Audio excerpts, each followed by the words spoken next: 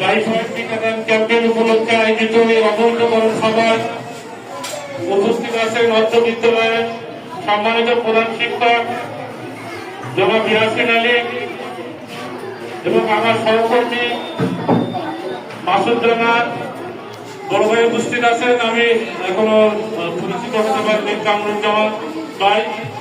এছাড়া আপনারা যারা অভিভাবকরা উপস্থিত আছেন এবং এই দেশের এই জাতির যে ভবিষ্যৎ আমাদের বাচ্চারা উপস্থিত আছে, সবাইকে শুভেচ্ছা জানিয়ে আমি এই বিষয়ে একটি কথা বলতে চাচ্ছি। টাইফয়েড টিকাদান ক্যাম্পেইন মূলত সারা দেশে এই ক্যাম্পেইন অনুষ্ঠিত হচ্ছে। 5 কোটি শিশুকে টিকা দেওয়ার লক্ষ্যমাত্রা নির্ধারণ করা হয়েছে।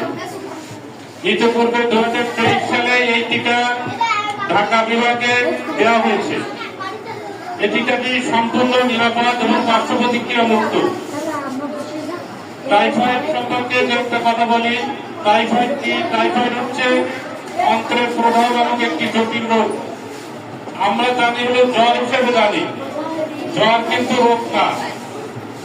জ্বর হচ্ছে উপসর্গ, জ্বর হয়ে এটা উপসর্গ আকারে দেখা যায়। জ্বরটা আমাদের শরীরে জ্বর হয়, কিন্তু রোগটা হচ্ছে টাইফয়েড। এই রোগটা ছড়ায় হচ্ছে সরাসরি বাংলা আমি যদি বলি, মানুষের মল থেকে, মানুষের মল বা গু থেকে এই রোগ সৃষ্টি হয়। অর্থাৎ আমরা যদি দেখা যাচ্ছে পুকুরের পানি খাই, পুকুরের পানি যদি কেউ মলত্যাগ করে, সেটা বৃষ্টির মাধ্যমে পুকুরে যায়।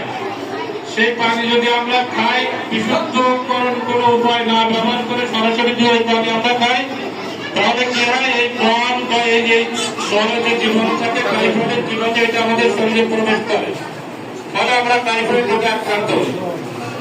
এর ফলে দেখা যাচ্ছে আমরা খেতে শাকসবজি লাগাই, বিভিন্ন তরি তরকারি লাগাই,